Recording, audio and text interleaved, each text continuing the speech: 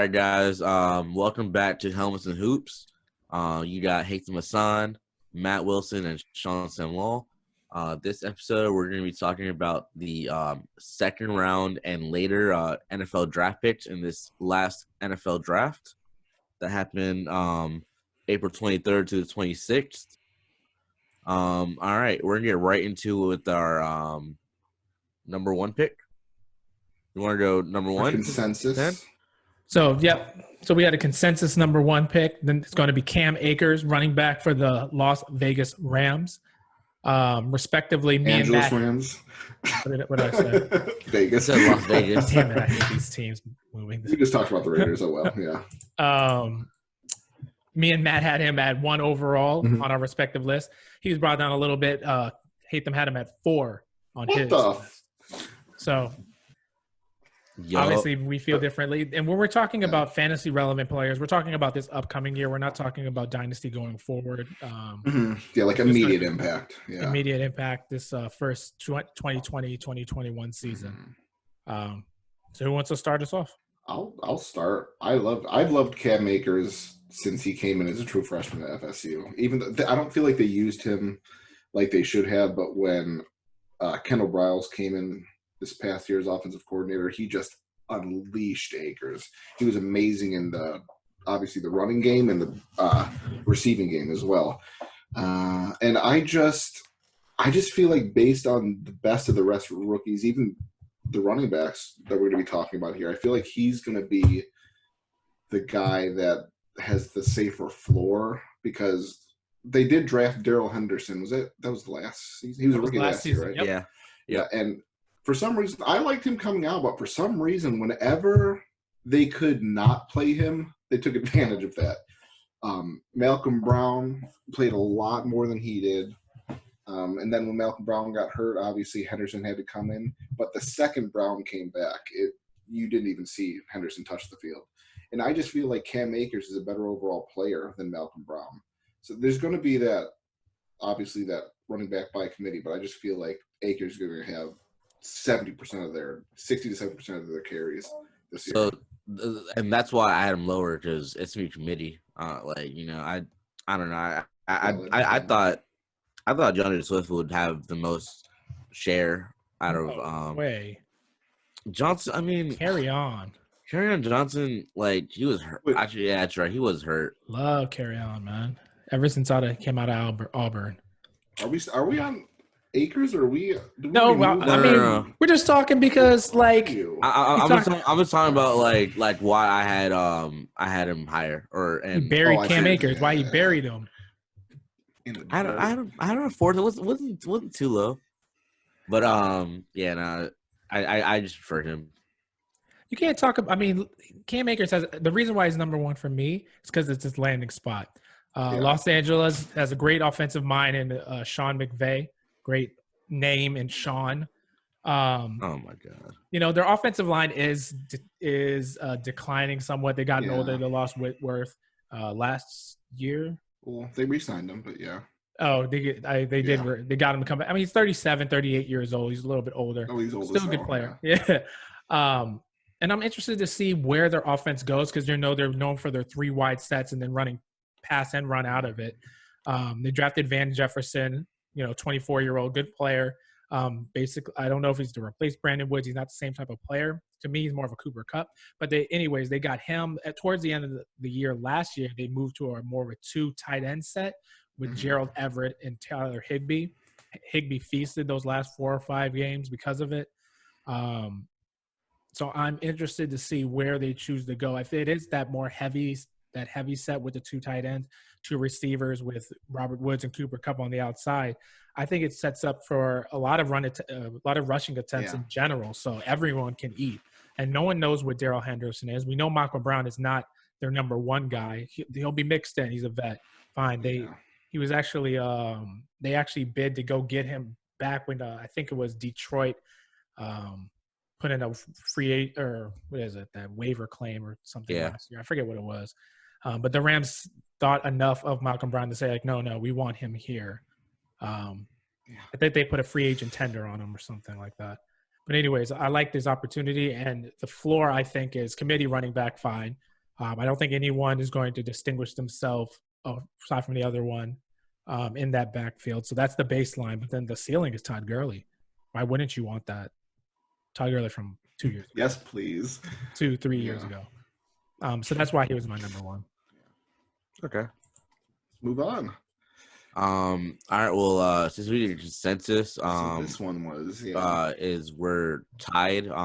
Denzel Mims and DeAndre Swift were tied for second. Right. We're gonna start with Denzel Mims out of Baylor.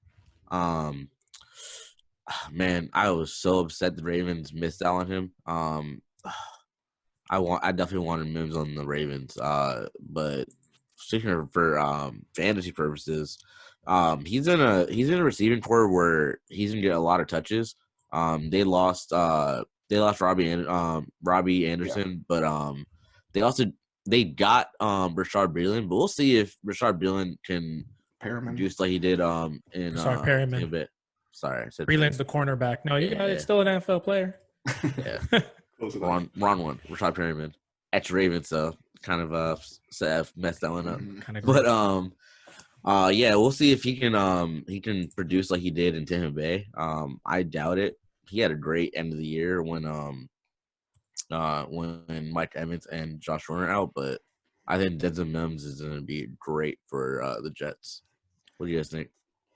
I'm interested to know what Matt thinks because me and Hatham had it at 2. Matt had him at 5, so I think Matt has to explain. Yeah, I mean, he's growing on me now a lot more now. But did I really have him at 5? That's what. Yep. Dang, wow. But yeah, he's growing on me a lot more now.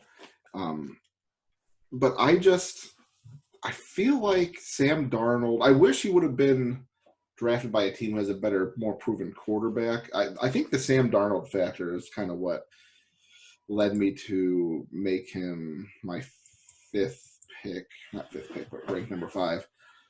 Because I love Jamison Crowder, but he's not obviously the same guy as Mims. He's going to be nothing but a slot player. Perriman's nothing but a burner. So I mean, I could see Denzel Mims being a dark horse, being the number 1 guy here. But there's been talk in the offseason that they're going to focus more on a running game. And it kind of – I do like the additions they made to the offensive line. And Le'Veon Bell, I hope, just had a weird slump last year because he was just trash. But, I mean, he's grown on me a lot. If I could redo it, my rankings, he'd probably be number 2 or 3, to be honest. But I'm trying to think back of why I thought he would have been number 5. I think it was Darnold I was just thinking about the whole time. But, do you want to hear your top 5 before him? Yeah. Cam Akers, Jonathan Taylor, DeAndre Swift, Michael Pittman, and then Denzel Mims. Okay, yeah. I guess we'll talk about Pittman when we get to him, but yeah. I like him. But I don't know. Obviously, I'm changing my mind a little bit. I think he could be a lot better than where I have him, but I don't know. Sean, you talk. Well, I mean, real quick, how do you think that the Adam Gase factor plays into it? Because, I mean, we've had documented anyone that leaves Adam Gase starts to flourish. I mean, Le'Veon Bell went to there, but they had Kenyon Drake, Devontae Parker are really popular options. Ryan Tannehill. So everyone that was under – I don't know if Adam Gase's offense hamstrings people so they can't perform to their full ability. So I don't know why everyone just tanks when they're with him. So that's kind of scary as well, I guess. His philosophy. Yeah. I mean, it's interesting. We still don't know how healthy Sam Darnold was last year, so we don't know what to expect from him going forward. I think it's going to be interested in his 3rd year in the league. It's already his 3rd year, and you feel like you don't really know anything about him. So I want to see what – I think this is going to be like a make it or break it year for real football and fantasy football to let us know, like, who Sam Darnold is. Like, there are no more excuses. Like, mono, that was a weird situation, and you that is a injury in a sense.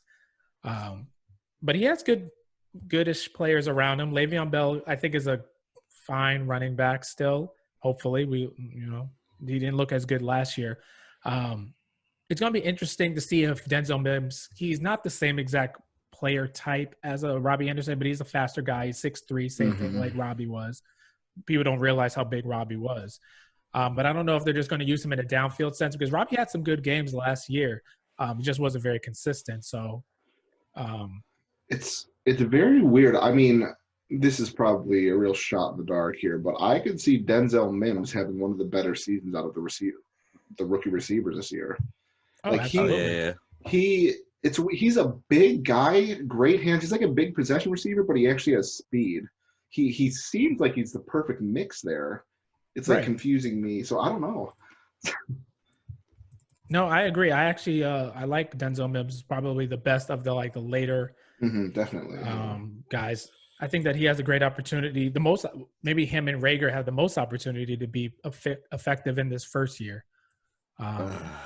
Pick before the Ravens in the second round. Don't worry, you guys would have probably taken another running back to go with Lamar Jackson. Now we traded out. I think we wanted Mims. Who knows? Yeah, we traded out the Patriots as soon as he went off the boards. Trade back. Yeah. I mean, I like Mims a lot. It's obvious he's second in my rankings. So.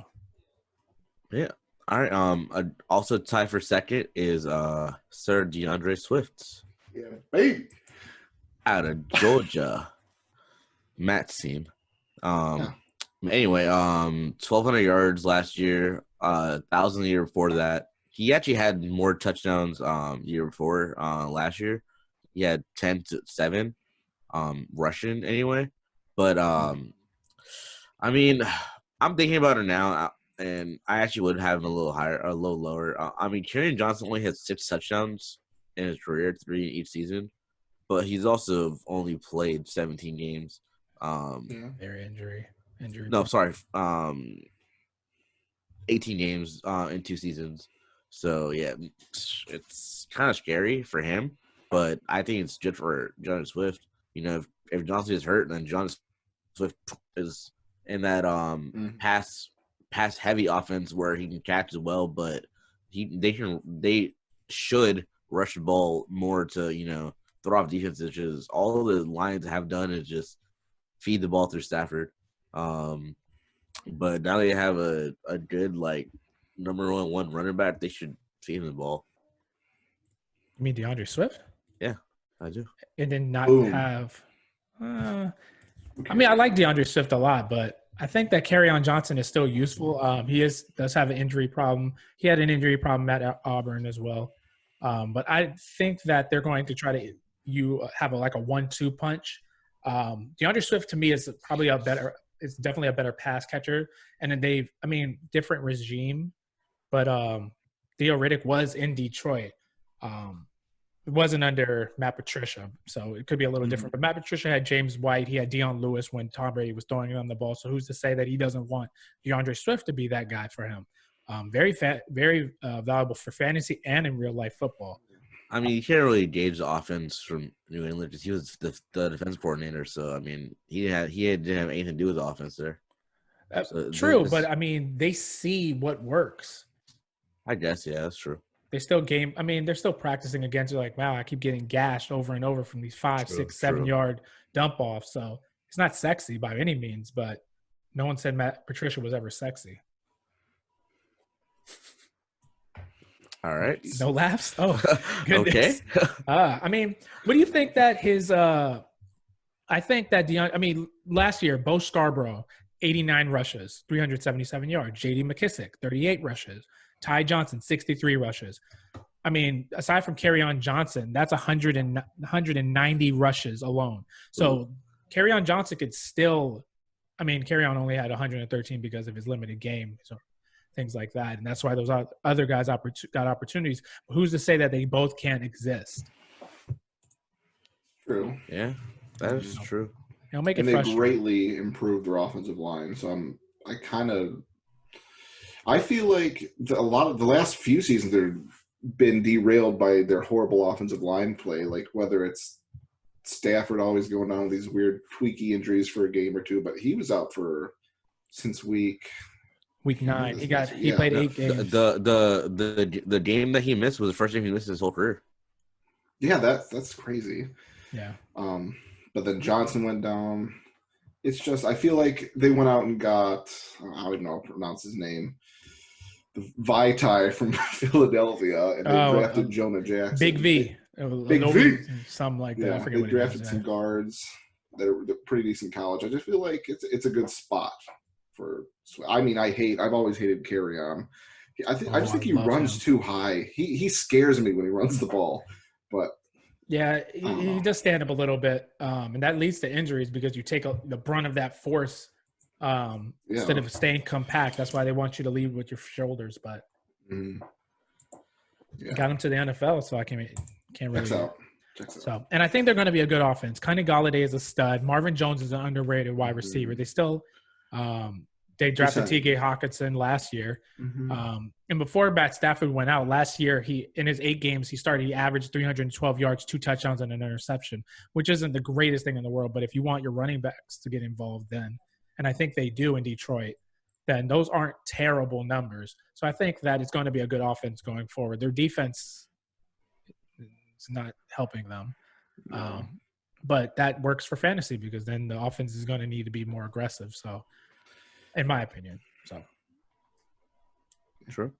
They went out and signed the entire Patriots defense.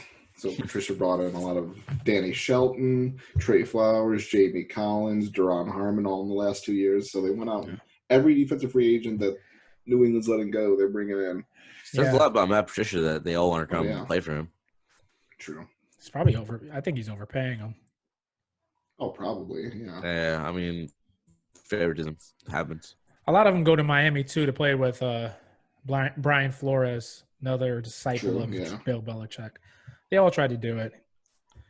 So. Yeah. But anyway. Next is John Taylor at number 4. The best – he probably had the best – he definitely had the best rushing seasons of any of the running backs that were drafted this year. Yeah, I mean, he had the most carries, rushing yards, rushing touchdowns, and was 4th in a yard after contact. So, I mean, he's a great running back. Do you guys think they're gonna keep Marlon Mack after this year? No. Definitely not. So John Taylor's gonna be the workhorse. So you would probably have him like probably second on dynasty drafts, I'm guessing. I did. I actually selected him second overall in a dynasty draft yesterday or the day before, and that was solely because I don't like. So if you look at, and I'm not going to go into the nitty gritty of like my past dynasty drafts and things like that, but there are picks that like you have the Sony Michels of the world, and you have the Rashad Pennies that were last year were top 5 dynasty pick, or last year, the year before were top 5 dynasty picks, and they don't work out. And I had the number 2 overall pick because I traded for it, but I don't want to miss when I have a top pick. Like I want the sure thing, and I think Jonathan Taylor is the sure thing. He doesn't have the receiving profile that you would like, but Marlon Mack last year had 247 carries, over 1,000 yards, almost 1,100, and 8 touchdowns. I'll take that. Yeah. I don't want to miss. I don't want to waste my pick there. That's what you do later. Yeah, Marlon Mack's production was mostly in the front half of the season, but man, I agree. I think John Taylor's gonna take over the reins. I think he's gonna be that workhorse, like three down back over there. I don't know. He doesn't really catch the ball a ton. I mean, and they have Naheem Hines at NC State. Who's great. That's what I was gonna bring up too. Yeah. Yeah, Naheem had 58 targets last year alone. Only 300 yards with it, so averaging about 7 yards, which isn't terrible, but he obviously has a role. Yeah, and they have probably a top 3 offensive line in the league. So their offensive line is. I kind of feel bad for Marlon Mack because he's had some games where he just went off, but he's not as consistent as you'd like. I mean, he catches the ball well, but I don't think they're going to give him that second contract. No, I don't think so. I think he'll go somewhere else and get it. Yeah. He kind of, to me, profiles as like his career arc, similar to like a Jordan Howard. Jordan Howard was he's been a good running back everywhere he goes, but he doesn't catch the ball, and no one ever wants him. That's a good point. I like that comparison. Because I mean, he was killing it in Chicago before he got traded. They're like killing it. Yeah, he's a good player. The thing is, like, when you're on defense, you're not worried about him coming out of the backfield. So if you see him back there to block, you're not worried about him leaking. So it gives the defense one less thing to think about. They tried to make it work last year and throw him the ball the first game or two in the season, and for whatever reason, they went away from it. It didn't work. Yeah. Well, I mean, we'll see if Phil Rivers it's all about who he prefers, I guess. Now that gets me kind of excited for some of these players because going off on a slight tangent, going into talking about the Colts in general. Phillip Rivers has been known to favor his Keenan Allens, Antonio Gates, Austin Eckler's, those type of receivers. So it makes me interested to see how Naheem Hines, they just got Trey Burton. Yeah. They have Jack Doyle too. So one of those tight ends. And then they drafted Paris Campbell in the second round last year. 4.3 speed. Pittman, Pittman to me profiles more as like a hybrid tight end. Bigger guy, more. I think they actually came out and said they were thinking of him as more of the X, so playing on the outside, the X receiver. Yeah. Where that's to me like a Mike Williams in Los Angeles. So for me, I want the slot if Phillip Rivers is going to be the quarterback. I want Paris Campbell. They have T.Y. Hilton as well. Yeah, he moves around, so it's going to be interesting. But I think T.Y. is going to eat next year. On a slight tangent, I think T.Y. is going to eat. Uh-huh. I just am personally afraid. Like if I were the Colts, I would be deathly afraid of the amount of carries and mileage that Taylor has on his body already. Yeah. Like he was in one of the, like for example, he has 926 career carries in 3 years. Well, DeAndre Swift, yes, he only started 13. He started 2.5 years instead of obviously Taylor's 3 full years. But DeAndre Swift was also in one of the top rushing offenses in the league or the entire college football, and he had 440 career carries. Like Taylor has more carries on him than a couple of guys who've been in the NFL a couple of years already. So it's just, I don't know. But he hasn't been injured, so that's true. A lot of people like to say that they're taking the tread off the tire. So it's like the tire hasn't fallen off yet. So maybe he's just, he might be an outlier. He might be that Adrian Peterson body type, strong. Yeah. Keep going. Now our next guy is on the same team. What? Yup. Michael Pittman. Just talking about him out of USC. 1,200 yards, 101 catches last year, and 11 touchdowns. Yeah, he's another one of those guys like Mims. I think could be a dark horse to have one of the better seasons or one of the best seasons this year of all the receivers. His hands are just insane good. He kind of reminds me of Cortland Sutton. Yeah, that's. They prioritize them. For me, he reminds me more of like a Marcus Colston. Kind of that tight end, big body. Alshon Jeffrey. Yeah. Not the fastest, pretty big, but a good hybrid of the two. I mean, it works out for them. They have speedsters and Paris Campbell and T.Y. Hilton, so they need that. But T.Y. is a little older, so I'm interested to see if they plan on having this. I hope to have Paris Campbell and Michael Pittman be their receivers going forward, and they maybe have Zach Pascal and those guys kind of supplement in between. T.Y. is not that old, but he's still going to play now. They have time to get other receivers before he gets old, and to where you're not going to want to play him anymore. I mean, at what age do you stop or do you start looking at a receiver and it's we need to think about replacing you? At the end of his second contract, probably. But what if you start at age 25? Well, usually around 34, 33. That's really old. I mean, Pierre Garçon. I mean, a lot of receivers can play old. Yeah, but T.Y. Hilton's calling card is speed, and one of the first things to go is your speed as a receiver. He's not a big guy. I guess. He's not Steve Smith. He's not a beast like that. He's a good player, but I don't know. I just doesn't really appeal to me as much. Maybe another year, 2 years. Then he'll be 33. And I was like, I don't want any part of that. I think they need to start looking towards their future. Take Take some time for these receivers to develop chemistry with the quarterback, just chemistry in the NFL, like learn how to run routes more efficiently and things like that. Keep talking, guys. I'll be right back. All right, dead weight's gone. Wow. All right, well, Michael Pittman, we kind of touched on it. Next, we can talk about, we'll give you a little extra time to talk about this player, J.K. Dobbins.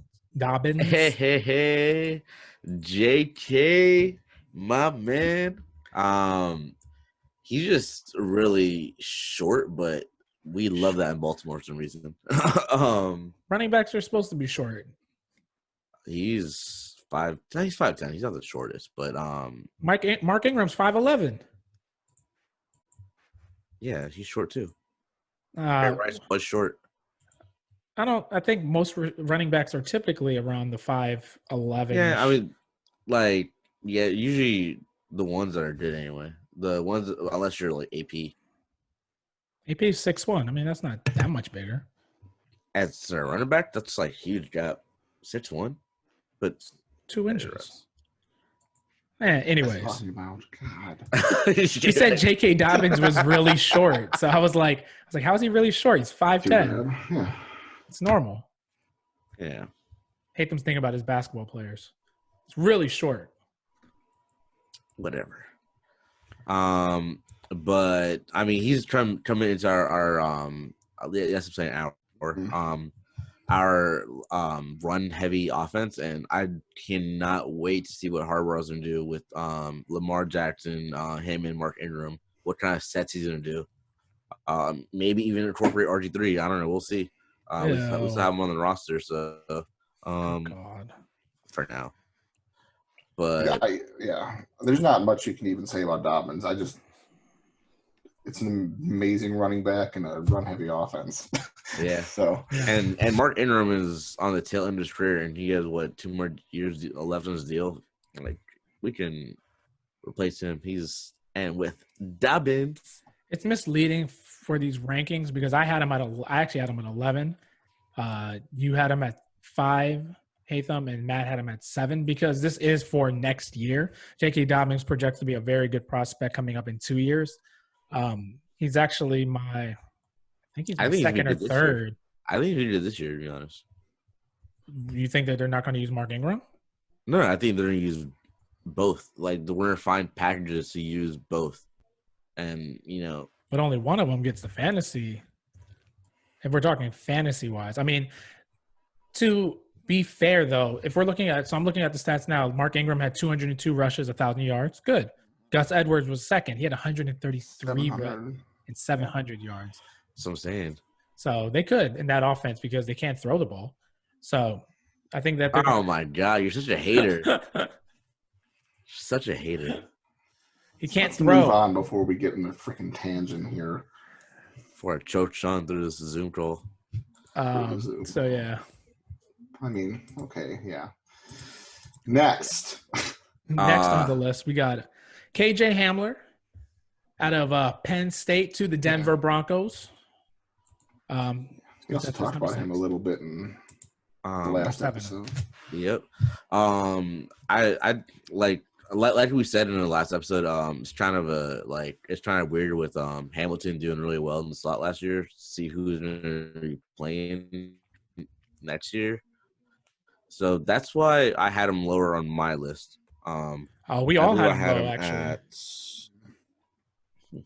It's that we all had him on our list. That's why he was higher than other people. Yep. He was the last person that we all three had on our – well, technically you guys had him higher, and I just had him high enough to bring him up.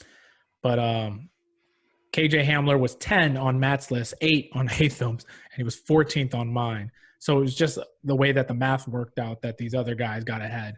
I could have worked out if you guys had given me a bigger list, but – Whoa, Sean, you had Pittman at 13? Yeah. What? He's a tight end.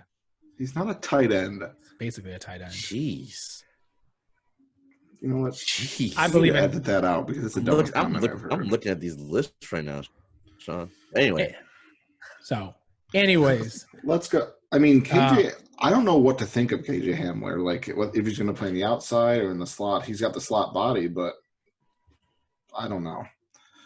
It'll be interesting to see what they do with Drew Lock prefers. They have two good outside receivers, Jerry Jeudy and Cortland Sutton. Jeudy can play the slot as well. They got Noah Fant that they drafted last year out of Iowa. Yeah. And this year they drafted Drew Lock's favorite target in News in Missouri, Albert Agwuwe-Bunam. Yeah, I don't know how to say his name. He's a fast boy, though. Yeah. So it's going to be interesting to see. I mean, KJ Hamler was a second-round pick, so they're going to use him. Yeah, they're going to use him. Right now, I'm looking at depth charts from other pages, and they have him at third. So, well, yeah, but third receiver. Yeah, I mean, he's not going to be above Sutton or Judy, but no. Yeah, of course not. But do you want like if you're thinking about a fantasy, you don't want KJ Hamler, like you want Cortland Sutton, you want Judy, you want Fant first, you want Melvin Gordon, you might even want Philip Lindsay before. Yeah. You don't want KJ Hamler, so I don't. That's why he's down there on the list for me. Yeah. I mean, he was on all our lists. We just kind of messed up in our. Speak for yourself. Boom. Anyway, let's move on. Anyway, number 8. Sir Keyshawn Vaughn. This is one I actually had third overall. So. This is my favorite player in the draft. So it's gonna be exciting. Tom Brady loves his receiving backs. Keyshawn can catch. They have 3 running backs there, technically. Which Rojo, Keyshawn, are you talking about Daria Abubawale or whatever his name is? Oh yeah, I'm sorry. You're gonna say 4? Peyton Barber? No. I forgot what's his name left. You guys hear me? Yeah, I can hear you. Don't interrupt. Oh, so you could hear me? You were like, weird. Sean was slow. I didn't know if it was me or. No. You're the slow one. Who are you talking about? Who are you talking about that left? Peyton Barber left. He's on the Redskins now. Yeah, that's what I was talking about, Peyton Barber. He was no threat. But, I mean, it would still be another person on the depth chart. But, yeah, good pick for them. But I think they're going to be throwing most of the time anyway. Oh, but because of the receivers they have? Yeah, of course. Wait, what are you talking about? What was that statement? What's going on? Of why I think Tom Brady's going to be throwing to lots of receivers and not to noodle arm Tom Brady? Why would he go there if he thought he couldn't throw to them? People think highly of themselves. Mm-hmm. What do you think, though, of Mr. Sir Tom Brady? Mr. I think I'm better than quarantine and go into a park and just throw it around? Yeah. I don't think he's going to be a good quarterback next year for fantasy purposes. I think he'll be like – I think he'll be 15 to 20. He'll be fine, but not anyone I'm going – top 10? Yeah. We could put – we'll talk after this. Yeah, that's for another episode.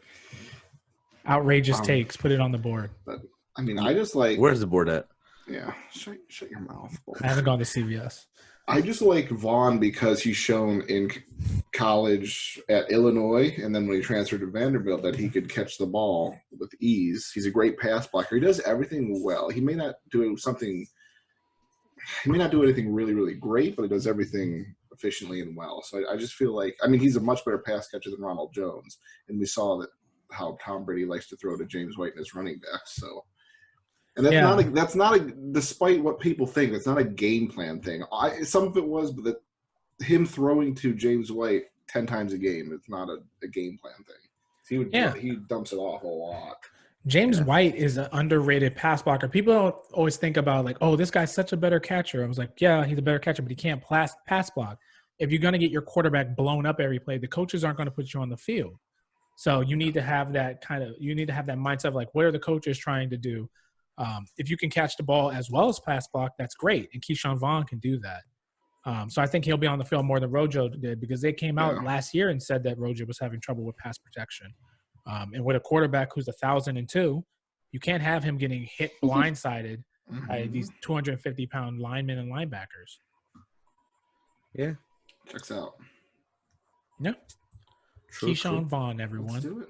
Now, next we got The funnest Laviska. name to say. Laviska. I just like his first name. Laviska Chanel. Yep. Love it. Out of Colorado, going to Jacksonville Jaguars. Yep. He was. I love the player, hate the destination. Why? Why? I like the destination. There's Laviska's number 4 for me. Oh, you're about to blow up. 1, 2, 3, 4. Oh. okay. We've been talking for a Why long do time. you like the destination? Well, I think Gardner Minshew is a capable quarterback. Oh yeah, I love Minshew. I think that their defense is going to take a step back. They don't have a corner anymore. I know they drafted C.J. Henderson. Mm-hmm. Fine. I think he's an aggressive corner. I actually like him as a prospect, but I think he's an aggressive corner, and he's not what they used to have with A.J. Boye and Jalen Ramsey. So I think they're going to take a step back. Teams are going to be able to throw on them. So in return, they'll have to throw back. And who are they throwing to? DJ Chark. And then all they have – they're not throwing it to Tyler Eifert, who they just got. They're throwing it to Laviska. Mista. No, what they're doing, which their game plan all last year and it worked out for them, was throwing to Leonard Fournette. And now Jay Gruden, their offensive coordinator, a.k.a. Chris Thompson lover, I'm pretty sure he has a shrine of Chris Thompson in his closet. They brought in Chris Thompson. So I feel like that shows – and they have D.D. Westbrook, DJ Shark. They love Keelan Cole.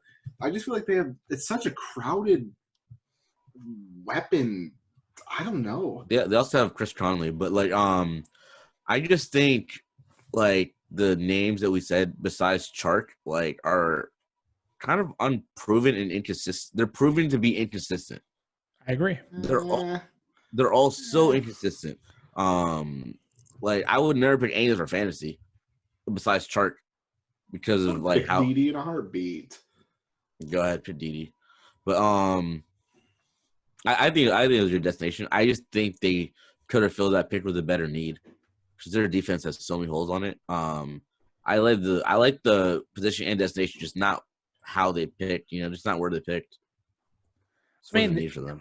They took Laviska the 10th pick of the second round, so they spent draft capital for him.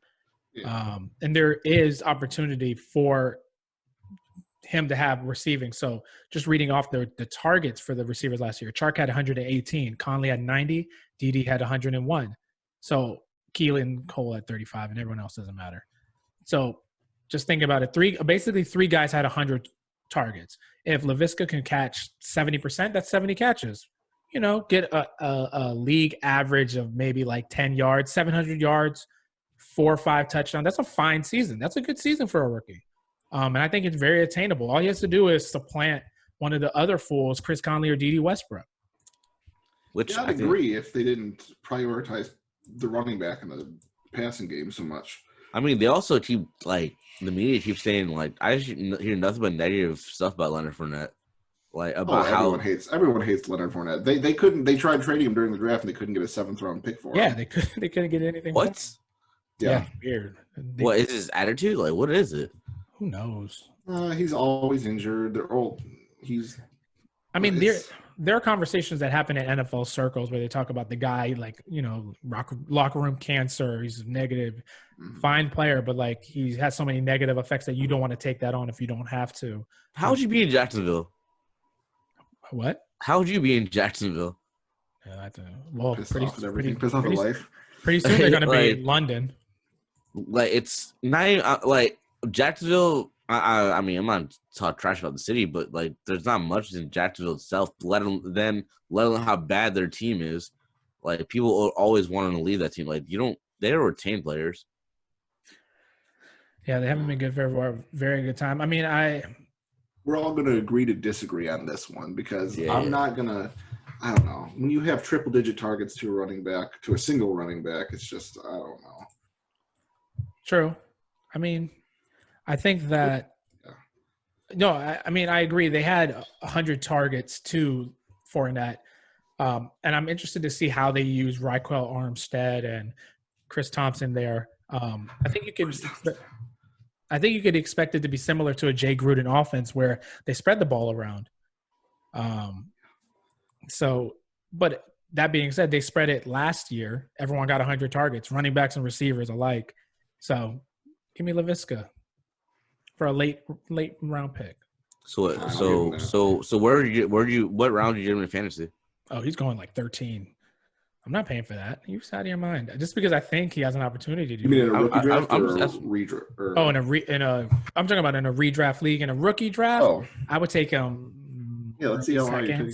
early seconds. Well, Like pick 203, 204. That's a really smart pick, Sean. Go ahead and do that. Yeah, so that's Okay. why Early they second? pay me the big what? Early second, you said? Early second Yeah. round pick? Oh yeah. I mean, what is he on?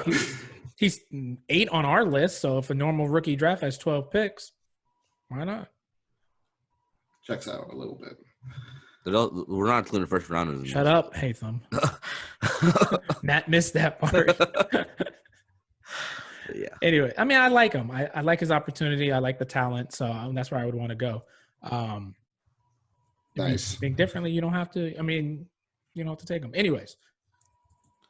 All right. Anyway, Our last guy is one of my favorite running backs in the last few years in college Zach football. Moss out of Utah. Now with the Buffalo Bills, with Devin Singletary. But before we start talking about him real quick, go to playerprofiler.com and type in Zach Moss and tell me what you notice first thing. Going to be Frank Gore because he's basically going to have the Frank Gore role. You're insane. I actually have it open already, player profile. Why wouldn't he have the Frank Gore role? Devin Singletary is a much better pass catcher. He's a big body bully. He's a bully. I mean, Singletary showed he could be amazing at times, but I think it's going to be 1A, 1B with Zach Moss. I can't find him. Just type in Zach. Zach. Z-A-C-K. K, not H. Oh, these damn kids spelling their name however they want to. Why did they do this to him like wow. I don't know. I just pulled it up and I saw that. So everybody out there, go to playerprofiler.com and look up Zach Moss. Someone did Terry. It's actually making me mad like because I love Zach Moss and I hate this. Oh my god! I was like, his face looks. Oh my god! I have no idea why they would have done that. But his comparable is Monte Ball, so that's not good. No, yeah. I mean, I just like the way he runs. Have you watched his film? He ran a 4.65. He's got the weirdest looking run too. He runs like a chicken. He has like the weirdest. He has the smallest stride ever. Yeah, but it's kind of like Kareem Hunt. I mean, he's like, really good in like Kareem Hunt. We're talking about Kareem Hunt and comparing him to this. Like just the way he rushes. That's what we're talking about. Like his form. Okay, Kareem Hunt is. I don't know what you're talking about, but okay, your mind. Whatever. But Zach I mean, Moss. I like Zach Moss between the tackles a lot better than I like Singletary's running style. But I mean, I love Singletary. Well, I know you do. I do too, actually. I know you do. But I don't know. I'm not as high as on Singletary as a lot of people are. But I mean, I like Zach Moss because I think they could be 1A, 1B, baby. Zach Moss, I could see he's vulturing some touchdowns in the red zone. I agree with that. Right, but if he doesn't get those touchdowns, then he's Sony Michel. He's 10 rushes for 40 yards and nothing else. No receiving, nothing else. God, that was why would you want that? Want James White. I'm good with that, okay?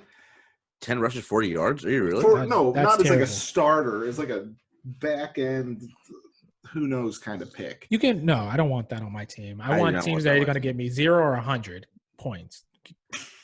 I don't want any of that in between stuff because that's how you consistently end up. Yeah, I agree. I agree. Aim for the ceiling. No, Zach Moss is going to have like 140 carries, 710 yards, and like 11 touchdowns. No, okay, not that much, but I don't know. He had what? How many did he have last year? You talking about Zach Moss? Yeah. Or 17. Touchdowns. 17. But I mean, he was the focal point of that offense too. So obviously, with Singletary there, he's not going to be the focal point. So, Frank Gore, where they drafted him, they have to use him. They capitalized on him. I mean, Frank Gore last year had 166 carries. So true. You get that. Okay, you know what? I'll agree. Maybe he will hopefully get the Frank Gore carry, just more touchdowns. So yeah, Frank Gore only had 2 touchdowns. Singletary had 2 as well. Well, 2 on the ground, 2 in receiving. Gross. You want the receiving yards. It's worth way more. There are more opportunities out in space. Like, you don't want the plotters. You don't want the Jordan Howards. You don't want the Sony Michels. You don't want these guys that don't catch the ball. They're not involved enough. Sony Michel was my worst pick of all fantasy last year. Ugh. I didn't even consider him. Oh, side note, I think Sony Michel is going to be disgustingly amazing this year. I actually The offense is worse. They can't throw the ball. They can't run the ball 300 times again. It doesn't matter. for The 300 volume's gonna be yards. there. Go ahead. I don't give a flying. No. I think Michel doesn't have a good year. I'm not touching him because he pissed me off last year. So you don't believe in him that much? No, he pissed me off. Like I don't care. He can have a great year, and I still won't do him ever again. If he's not going to score on a good offense, how would he score on a bad offense? Because he's the only offense in the bad offense. Because he had They have so no- many other scoring options and when last year in New England. Mm-mm. Who? They're all there. White. They're all there. I mean, Tom Brady isn't there. So what? I can't do this. This is for another time, everyone. Thank you Yes, so this will much. be another episode. This is foreshadowing that we call in the biz. Yeah. Oh, We're man. shadowing in the biz. Yeah, it's real biz. Oh, man. This is, I mean, good episode, guys. was Anything it. else you want to say to wrap it up? No, that's our list. Our 10 consensus. That's it. See you guys next time. Nothing else to say. All No. right. All right, guys. Bye. Thank you so much. That's Helmets and Hoops. Come check us out. Twitter, Instagrams, the Facebooks, all the things. Over and out.